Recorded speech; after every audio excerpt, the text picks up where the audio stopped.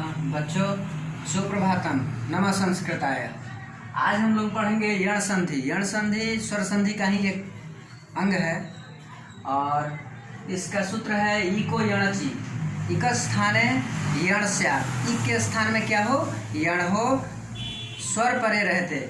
Eco यणचि सूत्र कहता है कि इक के स्थान में यण हो यदि बाद में कोई स्वर हो तो। अगर बाद में कोई स्वर परे रहे तो इक के स्थान में यण हो, है ना। तो भाई इक आखिर है क्या?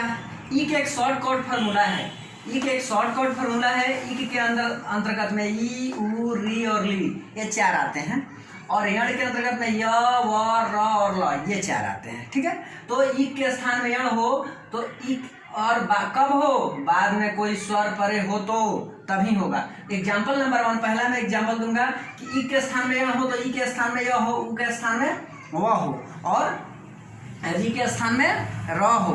ठीक है, और री के स्थान में ल हो। ये यण संधि इसी चार से बना है, इसी फॉर्मूले से बना है। मैं आसानी से समझाऊंगा, आप लोगों को घबराने की आवश्यकता नहीं है। एकदम ध्यान से समझिए इसको, है ना। एग्जाम्पल नंबर 1, ई को य हो कब हो? तो एग्जाम्पल है पहला इत्यादि, इति धन आदि, है ना। इति प्लस आदि, है ना। तो अब देखो इति का जो ई है इक में आता है, ई को य होना है तो बाद में स्वर आदि का आ जो है स्वर परे है ना। ठीक है, तो आदि का आ जो है वो स्वर है तो ई को क्या बन जाएगा? य बन जाएगा, है ना।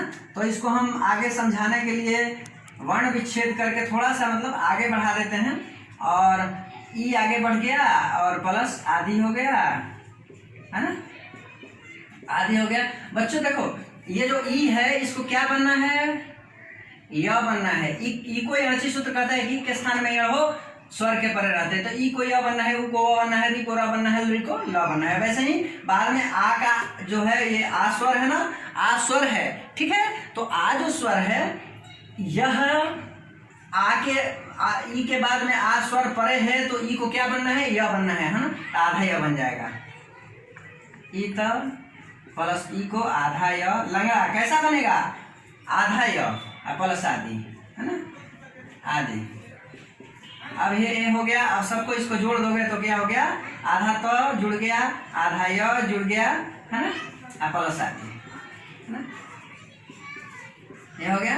अब देखो फिर ऐसे ही अब ये टोटल को जोड़ देंगे तो इत्या या इसमें आकर के यो में या में आके मिल जाएगा तो इत्यादि हो गया। इति धनादि मतलब शुरू से लेके अंत तक इसका अर्थ होता है और ऐसे आप समझने के लिए आसान हो गया और पहला एग्जाम्पल हमारा पूर्ण हो गया। एग्जाम्पल नंबर 2 हम प्रारंभ करने जा रहे हैं इत्यादि के बाद, है ना।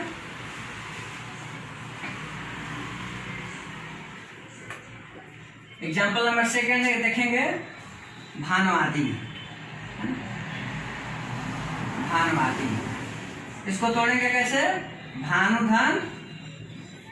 भानुधन आदि। ये सूत्र क्या कहता है? कहता है इको यणचि के स्थान में ई कितने हैं? ई, उ, री, ली 4 हैं। ई के स्थान में यण हो जाए। कब हो जाए? बाद में अगर कोई स्वर पर हो। तो भानुधन आदि में भानु का जो उ है वह इक है, उ है और आदि बाद में स्वर पड़ा है तो हम इसको आगे बढ़ाते हैं और न को काट देते हैं और उ को जोड़ देते हैं, उ आगे बढ़ा देते हैं, उ, है ना, प्लस आदि, है ना। अब उ को क्या होना है? उ को देखो यहाँ उ को व होना है। कैसा व होना है? जिसमें कोई स्वर की मात्रा न हो, है ना। तो उ को क्या हो गया?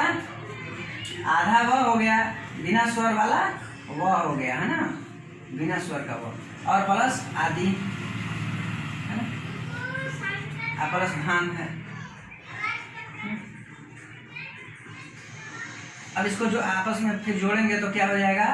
भा आधा न और आधा व प्लस आदि। अब सबको जोड़ देंगे तो हो जाएगा भानुवादि, है ना। एकदम क्लियर। भानुवादि क्लियर हो गया। भानु मतलब सूर्य होता है, आदि मतलब पहला होता है। सूर्य का दिन सप्ताह में पहला होता है तो भानु क्या है? सूर्य पहला है। ठीक है, अब देखिए दो एग्जाम्पल 2 पूरा होगा। तीसरा क्या है? मात्रांशः। है ना, मातृंशः। अब इसको तोड़ते हैं दो भागों में, मातृधन अंशः, मातृधन अंशः। उसी सूत्र पे चलेंगे। अगर ई को यणची सूत्र कहता है कि ई के स्थान में यण हो तो ई के 4 है, ई उ री यण क्या है 4 है, य और ल, तो इसके स्थान में क्या होना है, तो री के स्थान में आधा र होना है ना। तो पहले इसको काट कर देख लेते हैं भाई, ये री छुपा कहाँ है, ये तो में छुपा है ना, प्लस अंशः।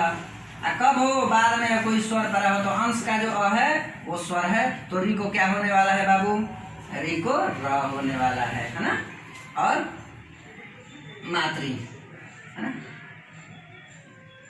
माँ आधा त माँ, और री को आधा र हो गया, प्लस अंशः, अंशः है ना, अंशः। अब ये क्या हो गया, मातृधन अंशः, मातृधन अंशः हो गया। तो ये र को र है आधा, तो र मिलके आधा त्र हो गया ना, त और प्लस र ये संयुक्त वर्ण आधा त्र हो गया है ना, और प्लस अंशः इसमें जुट गया है ना, अंशः जुट गया तो ये सब जोड़ दोगे तो ये मात्र अंशः हो जाएगा, उसमें का अंशः का आ जाएगा है ना, तो ये पूरा त्र हो जाएगा और ऊपर बिंदु आ जाएगा अंशः के ऊपर वाला है ना, तो मात्र अंशः। देखो मतलब माता का अंश है ना, सभी लोग हम लोग माता से ही जन्म लिए हैं, तो मातृ अंशः मात्र अंशः, हम लोग सब लोग माता के अंश से जन्म लिए हैं, मात्र अंशः। तीसरा कंप्लीट हुआ। अब हम लोग चलेंगे चौथे एग्जाम्पल की ओर। 3 ठो पूरा हो गया, देखो इत्यादि, भानुआदि, मात्रंशः। अब चौथा क्या है, लाकृति। चौथा एग्जाम्पल ले लेते हैं, लाकृति, लाकृति है ना, लाकृति। तो इसको तोड़ेंगे, ऋधन आकृति, ऋधन आकृति है ना। तो लृ को क्या होना है, ई को यणची सूत्र कहता है कि ई के स्थान में यण हो, ई को यणची ई के स्थान में यण हो यदि बाद में स्वर परे हो तो ये कितने हैं, 4 है, ई उ री लृ, इनके स्थान में क्या होना है, य व र ल, तो लृ के स्थान में ल होगा है ना, लृ के स्थान में ल होगा, तो ल हो गया। वो भी कैसा ल होगा, लंगड़ा, उसमें और की मात्रा नहीं होगा है ना, आकृति है ना। अब इसको एकदम आसान है, अब इसको आप जोड़ देंगे तो इसमें स्वर की मात्रा नहीं है, तो ये ल में आज जाकर जुड़ेगा तो ये लाकृति हो जाएगा, लाकृति। लाकृति मतलब लृ मतलब टेढ़ा, आकृति मतलब बनावट, टेढ़ी है बनावट जिसकी, अर्थात भगवान विष्णु जो सोते टेढ़े हैं, टेढ़े सर पे ही सोते हैं, उनको प्राप्त करना भी टेढ़ा है और उनका माया भी अत्यंत टेढ़ा है, अर्थात लाकृति भगवान विष्णु का उदाहरण है। अब बच्चों ई को यणची सूत्र क्या है, ई को यणची ई के स्थान में यण हो यदि बाद में स्वर परे हो तो ई कितने हैं, ई उ री और लृ है ना, यण कितने हैं, य व र और ल है ना। बाद में अगर कोई स्वर हो तो ये चारों एग्जाम्पल को तोड़ोगे, तो इत्यादि को इति धन आदि तोड़ दोगे। देखो इत्यादि को इति धन आदि है ना, इसको तोड़ दोगे है ना, इति धन आदि। भानुआदि को भानुधन आदि है ना, इसको तोड़ दोगे। और इसको मातृधन अंशः है ना, और इसको लृधन आकृति है